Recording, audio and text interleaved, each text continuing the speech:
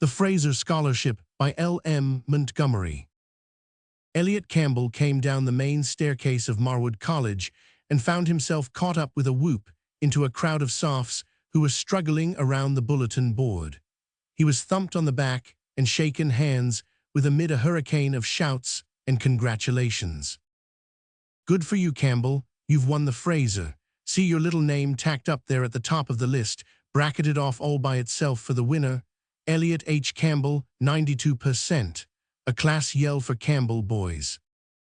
While the yell was being given with a heartiness that might have endangered the roof, Elliot, with flushed face and sparkling eyes, pushed nearer to the important typewritten announcement on the bulletin board.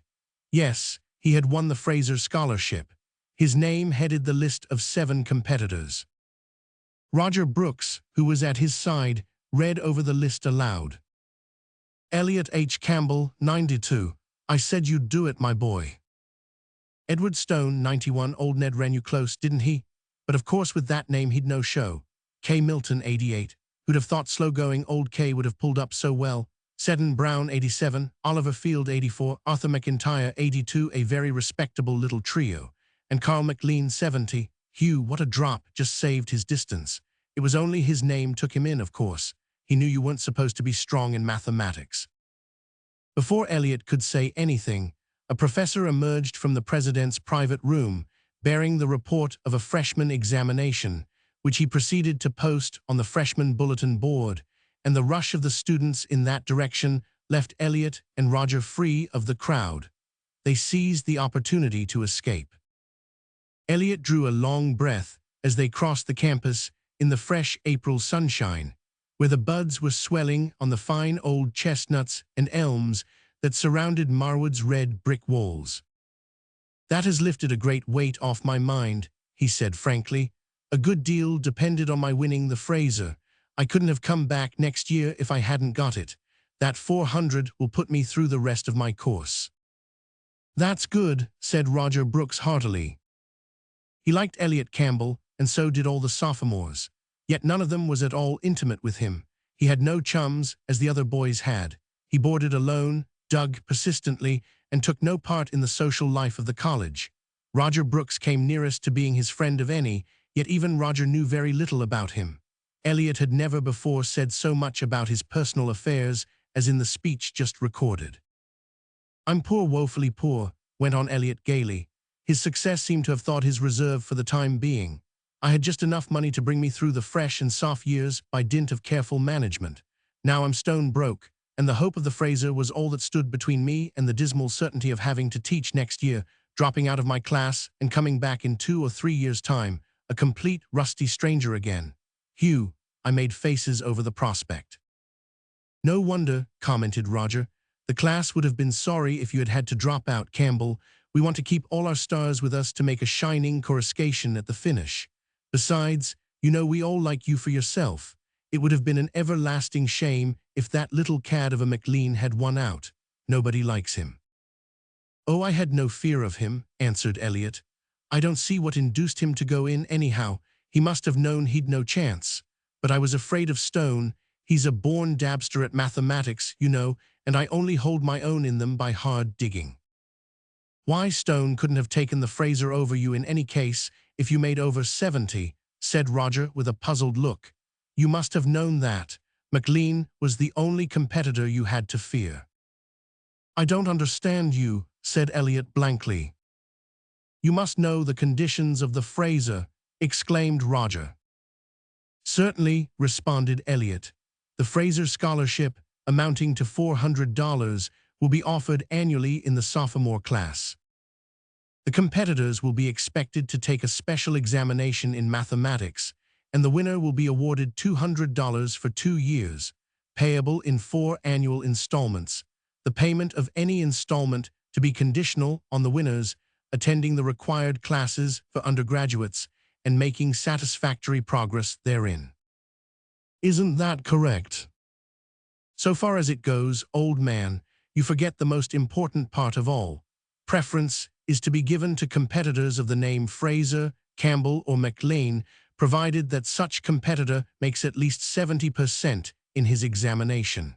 You don't mean to tell me that you didn't know that? Are you joking? Demanded Elliot with a pale face. Not a joke. Why, man, it's in the calendar. I didn't know it, said Elliot slowly. I read the calendar announcement only once, and I certainly didn't notice that condition. Well, that's curious. But how on earth did you escape hearing it talked about? It's always discussed extensively among the boys, especially when there are two competitors of the favored names, which doesn't often happen. I'm not a very sociable fellow, said Elliot with a faint smile. You know they call me the hermit. As it happened, I never talked the matter over with anyone or heard it referred to. I wish I had known this before. Why, what difference does it make?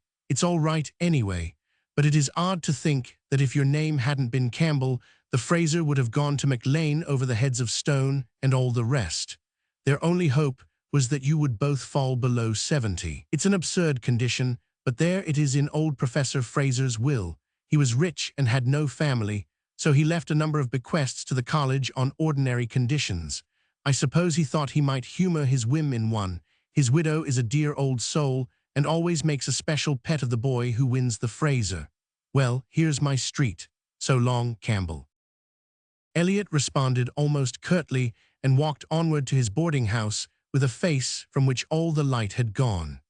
When he reached his room, he took down the Marwood calendar and whirled over the leaves until he came to the announcement of bursaries and scholarships. The Fraser announcement, as far as he had read it, ended at the foot of the page. He turned the leaf, and sure enough, at the top of the next page, in a paragraph by itself, was the condition: preference shall be given to candidates of the name Fraser, Campbell, or McLean, provided that said competitor makes at least 70% in his examination. Elliot flung himself into a chair by his table and bowed his head on his hands. He had no right to the Fraser Scholarship. His name was not Campbell, although perhaps nobody in the world knew it save himself, and he remembered it only by an effort of memory. He had been born in a rough mining camp in British Columbia, and when he was a month old, his father, John Hanselpacker, had been killed in a mine explosion, leaving his wife and child quite penniless and almost friendless. One of the miners, an honest, kindly Scotchman named Alexander Campbell, had befriended Mrs. Hanselpacker and her little son in many ways, and 2 years later she had married him. They returned to their native province of Nova Scotia and settled in a small country village. Here Elliot had grown up, bearing the name of the man who was a kind and loving father to him and whom he loved as a father. His mother had died when he was 10 years old and his stepfather when he was 15. On his deathbed, he asked Elliot to retain his name. I've cared for you and loved you since the time you were born, lad. He said, you seem like my own son, and I've a fancy to leave you my name. It's all I can leave you, for I'm a poor man, but it's an honest name, lad, and I've kept it free from stain. See that you do likewise, and you'll have your mother's blessing and mine. Elliot fought a hard battle that spring evening. Hold your tongue and keep the Fraser, whispered the tempter.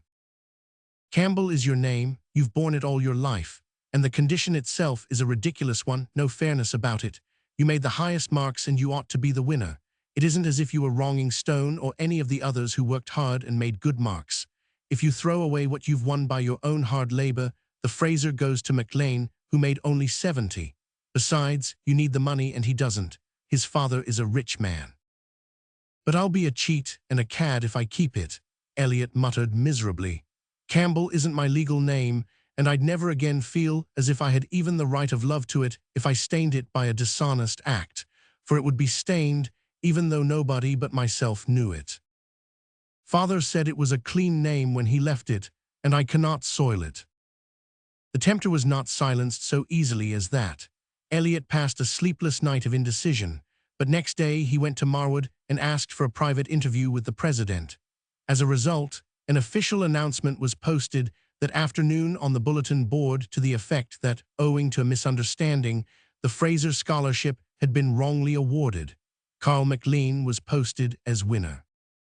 The story soon got around the campus, and Elliot found himself rather overwhelmed with sympathy, but he did not feel as if he were very much in need of it after all.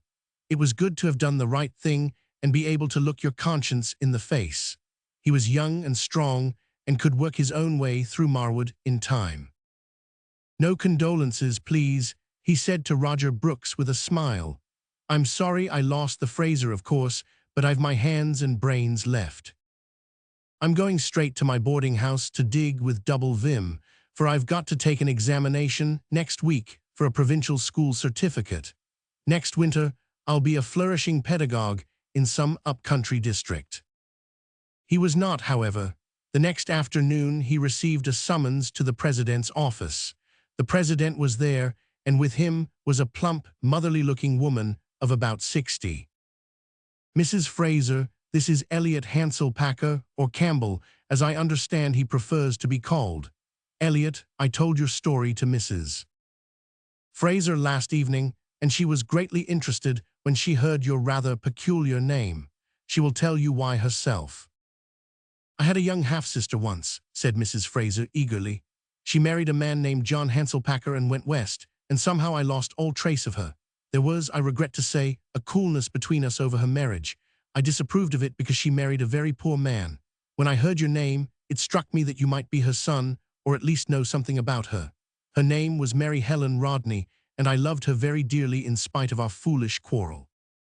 There was a tremor in Mrs. Fraser's voice, and an answering one in Elliot's as he replied, "Mary Helen Rodney was my dear mother's name, and my father was John Hanselpacker." "Then you are my nephew," exclaimed Mrs. Fraser.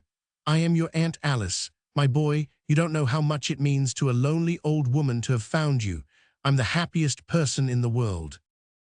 She slipped her arm through Elliot's and turned to the sympathetic president with shining eyes. "He is my boy forever, if he will be. Blessings on the Fraser Scholarship."